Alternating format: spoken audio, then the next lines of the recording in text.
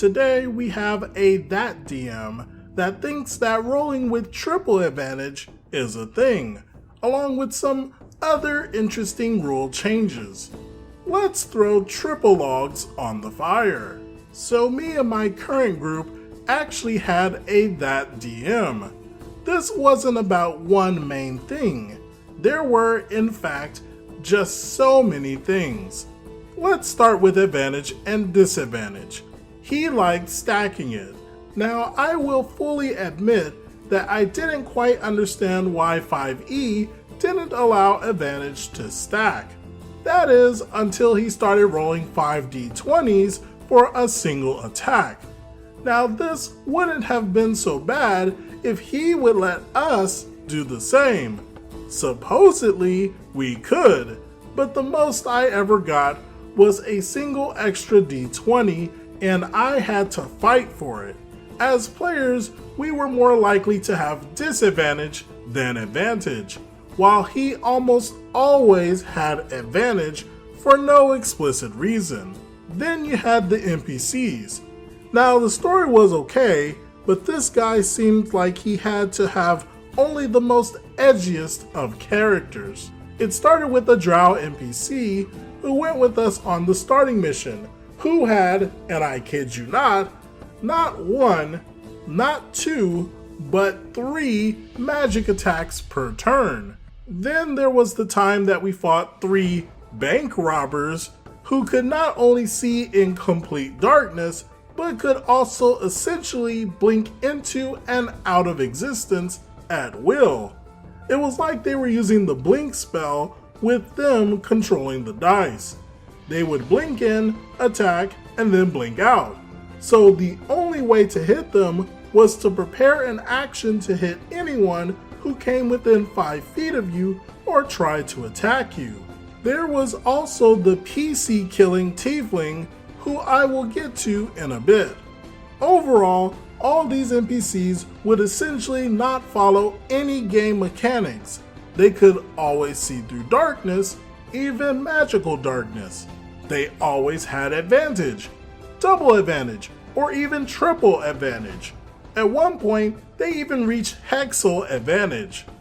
Meanwhile, for us, we always had disadvantage to hit, and it started to seem like they were the only ones who could possibly defeat a majority of the bosses. Which leads me to the next issue.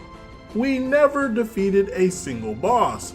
The first boss was a lion-like monster, think Grim from Ruby as we later learned.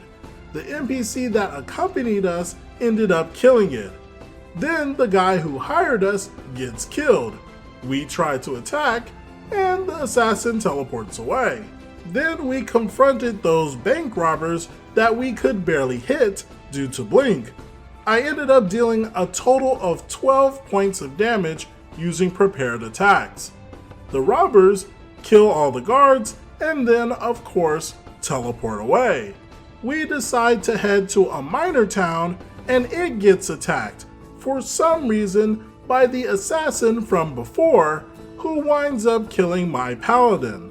I'll explain why this happened later, but when we tried to attack him, he always dealt massive damage while reducing our damage every time. The last bot we fought before we stopped playing with him was a beholder. We were level 5. Of course, we didn't stand a chance, but luckily, the NPCs we were there with were able to knock it out in 2 rounds no problem. We were definitely a bit salty after that. Now we get to the reason why my paladin died. I could not retire a character. Or rather, I asked, and that DM told me, I would love to kill a PC. The group was more chaotic, and I felt that my lawful paladin wasn't fitting all that well. So I asked if I could have him stay behind. Nope, they could be killed, but not retired. This was my first character ever. Not seeing much discourse, I agree. My character gets killed, which stung enough, but then he starts describing how the PC was tortured and slowly ripped apart. This was about the time I started getting fed up with that DM, for obvious reasons. Next issue. Magic items didn't exist for us. You could only buy temporary magic items, which would work on a phone plan kinda deal. I had wanted a magical torch. I was told I could get the item in a number of different materials, and it was just a light spell that I would have to renew every month for like 50 gold each time. When asked about magic weapons or armor, we were told they didn't exist, even though the NPCs obviously had some. Then there was Kimmy, the ultimate NPC. Now, I mentioned NPCs before, but Kimmy was different. She was a 9-year-old winged elf NPC. We took her with us briefly, and she was almost immediately given levels in Rogue by that DM. Kimmy was able to always roll above a 20 on every check she made. Stealth check? She rolled a 30.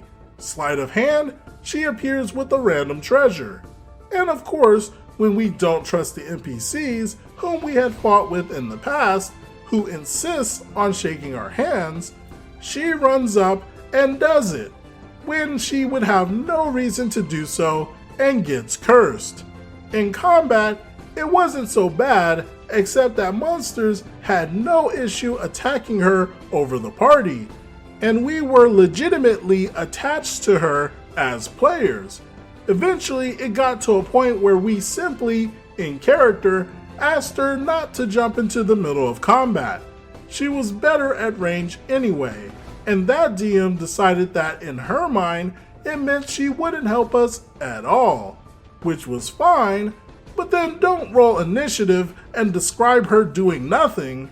Eventually, it all added up, and after the Backstreet Boys reunion tour, we, the players, stopped going over to his house.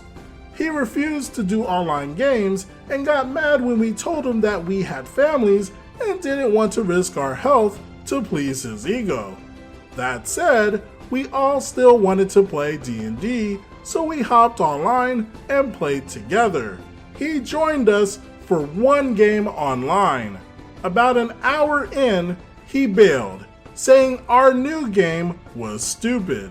This DM certainly is something. This is definitely a player versus DM kind of DM. I feel bad that these players are most likely new players who are being taken advantage of. Either that, or you have some truly D&D starved players and this is all they can get. No D&D is better than bad D&D, and this case is no different. What do you all think about this situation?